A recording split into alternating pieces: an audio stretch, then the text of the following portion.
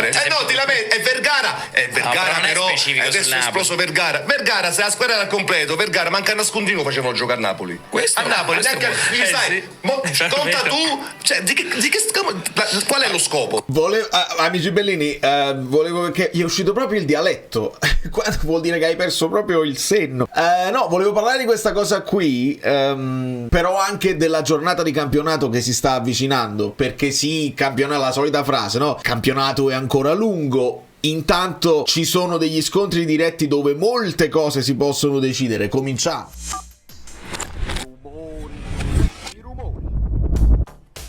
Allora, voglio ringraziare tutti voi, voglio ringraziare l'amico Antonio che mi ha recuperato una parte di cronache di ieri dove il giudizio su quello che invece è stata la gestione, per esempio, di Pisilli, quei piccoli Pisilli, è molto diverso rispetto a Gasperini, rispetto a come il giudizio di Vergara con la gestione di Conte. Ma ci arriviamo, vorrei arrivarci con calma, anche perché quello è un contenuto che deve finire anche sui mini social.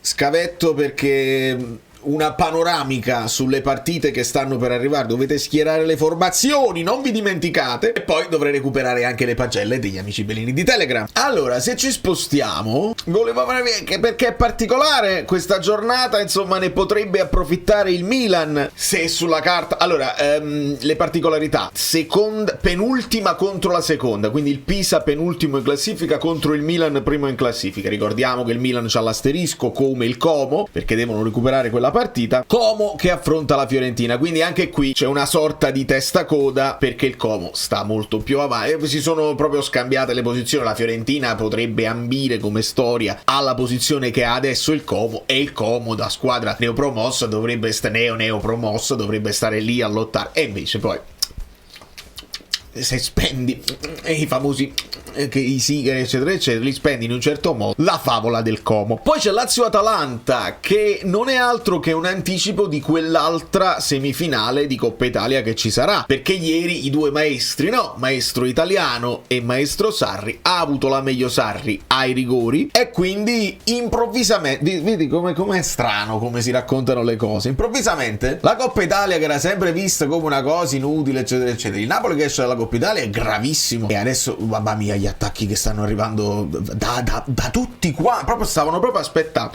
Ma va bene, adesso la Coppa Italia diventa una cosa importantissima per la Lazio, che dice la stagione è abbastanza deludente in partenza, perché si parte con pochi sogni, e adesso potrebbe prendere tutta un'altra piega, perché con la vittoria eventuale della Coppa Italia, la Supercoppa non vale a niente, ti capita, la Supercoppa capita.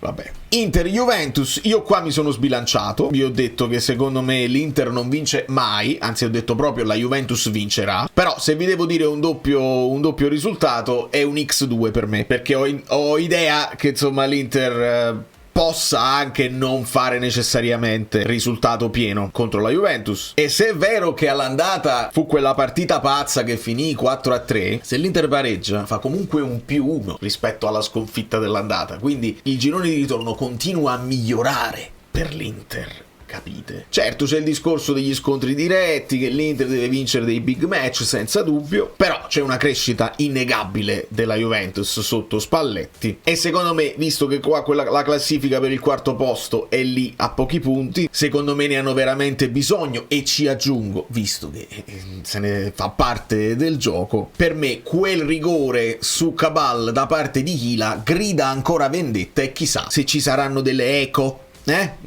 di vendetta su quella cosa là, che era abbastanza clamorosa, e che quindi chissà. Udinese e Sassuolo, altre due squadre che hanno poco da chiedere al campionato, sono a 3 punti di distanza, quindi se Sassuolo vince insomma agguanta l'Udinese.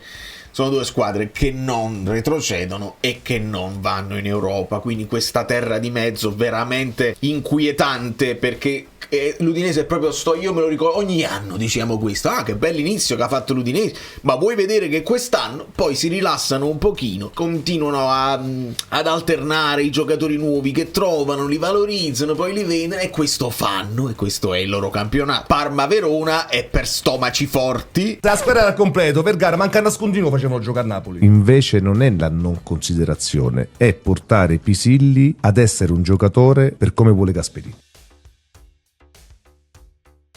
Ovviamente il Verona, se dopo il Pisa, là, anche lì, pareggio così, adesso sono poche le occasioni, le devi fare con queste squadre più piccole. Il Parma è abbastanza tranquillo a 26 punti e il Verona se non lo fa qua, non lo fa più. Cremonese-Genoa. Per quelli che si vogliono liberare, la Cremonese aveva cominciato molto bene, il Genoa aveva cominciato molto male, poi il Genoa si è ripreso con De Rossi, la Cremonese sta cominciando a perdere un po' di terreno, hanno 23 punti entrambi e devono assolutamente allungare per non restare troppo vicina alla Fiorentina o al Lecce, perché a un certo punto secondo me il Lecce fa pochissimi gol, in attacco sono veramente spuntati, adesso puntano su Sciatira e la Fiorentina bene o male con quelle potenzialità, se in gara c'è discontinuità nella Fiorentina, no? Però la vedo dura per il Lecce, che tra l'altro affronterà il Cagliari di Kilixoi, e questo Kilixoi poi ce lo leghiamo al discorso di Pisilli e Vergara. State tuned.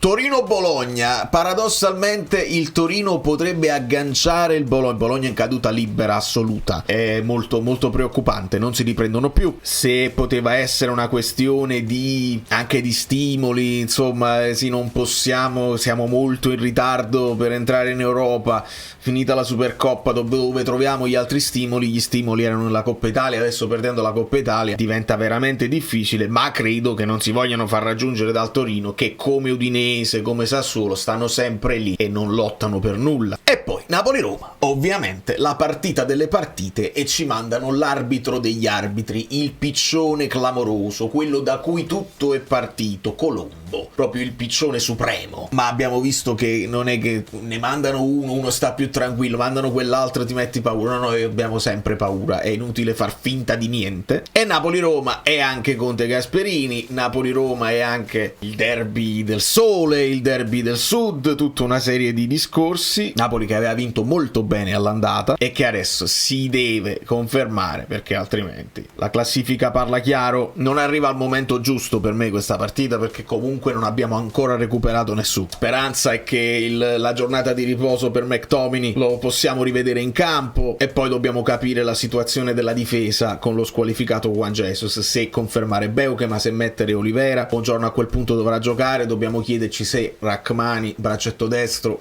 o centrale. Io ho già la mia idea, ma abbiamo tempo per parlarne. Una delle poche certezze che ha il Napoli è sicuramente Vergara, che senza alcun dubbio è il premio Oriali della partita col Como. Però aspettate per le pagelle, perché vi devo far sentire una cosa. Ci spostiamo, potreste lasciare il like. Insomma, D'Agostino a cronache le Foot Toujours, mentre parla insomma di Conte, della gestione dei giovani eccetera eccetera, si infervora tantissimo al punto da uscire con il suo dialetto, quando proprio non riesce nemmeno più a controllare l'italiano, la dizione eccetera eccetera. Avete sentito? Risentiamo. No, ti lamenti, è Vergara, però adesso è esploso Vergara, se la squadra era al completo, Vergara manca a nascondino, facevano giocare a Napoli. Questo, a Napoli, neanche sai, conta tu, cioè, qual è lo scopo? E fa piacere sentire una passione, no? Di un addetto, di un ex giocatore che adesso è un talent, adesso li chiamano i talent, no? Cioè gli ex addetti ai lavori, gli ex giocatori che diventano commentatori e dicono la loro sul calcio. Fa piacere vedere la passione, vuol dire che Vergara gli piace molto e che è un peccato che non abbia giocato prima, e ci siamo. Quando si dice questo,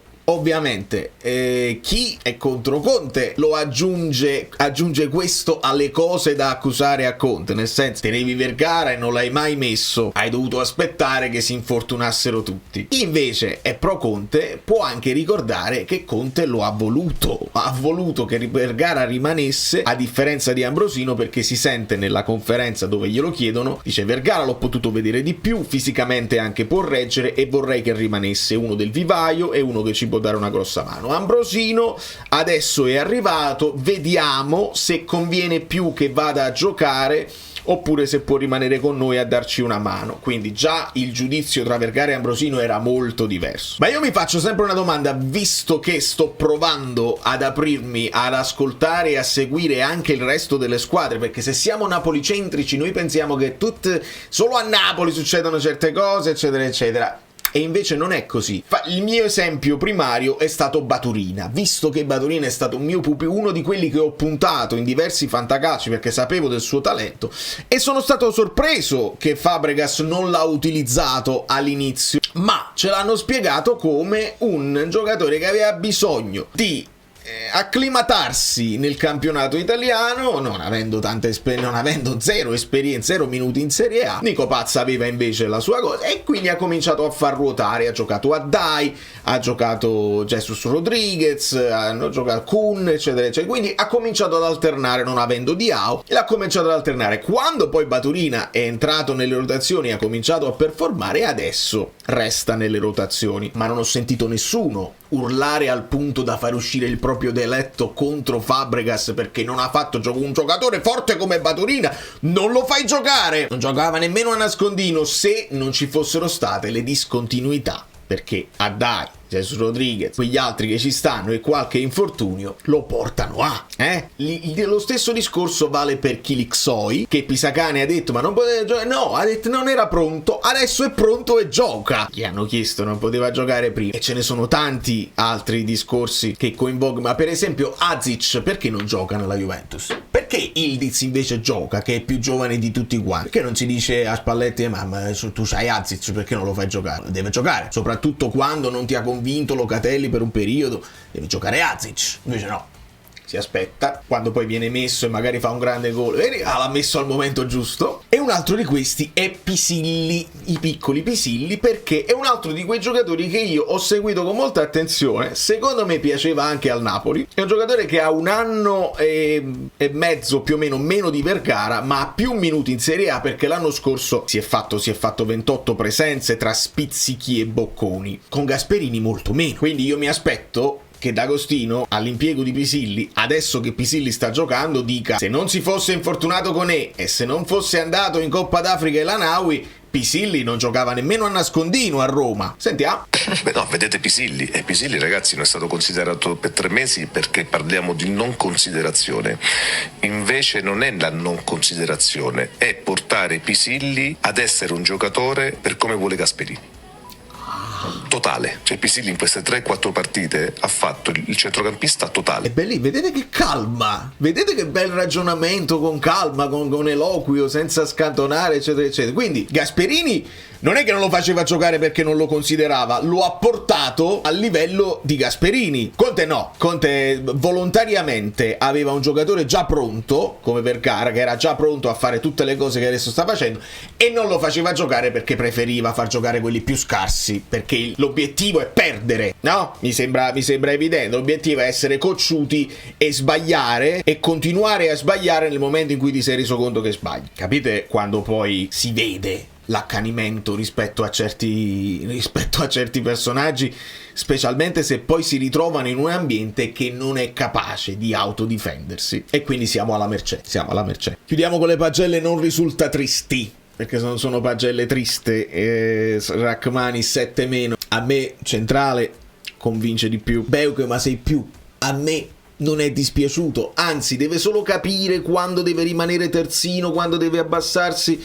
Però una delle sue caratteristiche migliori che abbiamo analizzato quest'estate era l'impostazione. Buongiorno più marcatore, Beuke ma più impostatore, e quindi quel passaggio ad Højlund lo testimonia. Savic, qualcuno si è accanito che non ha parato abbastanza rigori, quasi rigori perfetti, cioè, il suo rigore, che è bellissimo e mi diverte, e io gli farei tirare proprio per spettacolo, glieli farei tirare tutti. Cala un attimo la cosa, perché il primo è sfondato la porta, il secondo sta sfondando la traversa, il terzo attento, non sono dei rinvii, quindi occhio, sicuramente come potenza ci siamo, attenzione, abbassa, e io lo farei diventare il rigorista principale. Tra l'altro un paio di belle parate le fa. Juan Jesus, Nico Paz se lo è messo in tasca. Mazzocchi comincia con tanta volontà, però serve un po' più di qualità lì, onestamente. Lobotka ovviamente il voto se ne scende per l'errore dal dischetto. Il voto sale per Elmas, soprattutto quando si abbassa a fare il centrocampista, sembra ancora meglio, ancora più a suo agio, a dettare anche i ritmi. Ha fatto lui il Lobotka in questa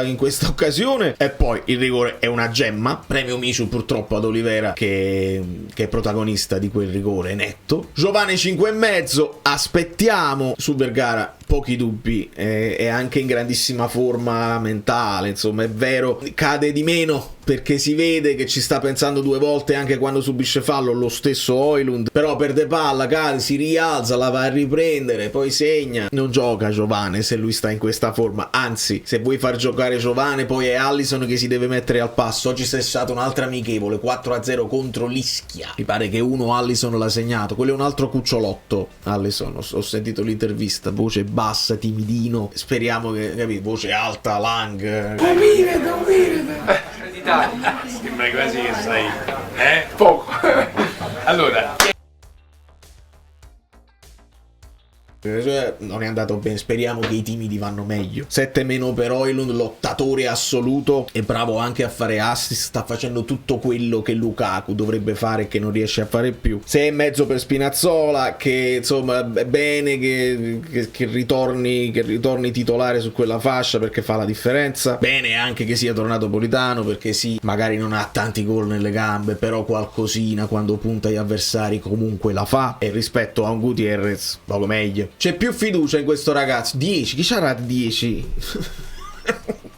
C'è più fiducia in questo ragazzo che in Giovane per ora, e speriamo possa avere subito un impatto. 5+ per Lukaku, il miglior rigorista che abbiamo, ne ha sbagliati tipo 6 su 50, una cosa del genere, e purtroppo perdi anche un po' il contatto con la porta. 6 per Gutierrez, che lui invece il suo rigore lo mette. 6+ per Conte, che oramai fa questo gesto qua, scudetto e Supercoppa, e 3,5 per i piccioni, ma può essere anche 3, può essere anche 0. Tant'è, amici bellini, tant'è. Volevo fare un altro like, potete lasciare, potete iscrivervi al canale. Sto lavorando al nuovo canale, ci vuole un po' di tempo, non c'è fretta, voglio essere pronto per la prossima stagione, ma se dovesse succedere prima, succederà prima, perché se raggiungiamo i 30.000 io sono costretto ad aprire l'altro canale ancora prima della prossima stagione. Però è la prossima giornata che ci interessa, perché cambieranno, non cambia tanto, ma si definiscono alcune cose e ci sono squadre che devono approfittare, squadre che non devono inciampare, e se capitano gli upset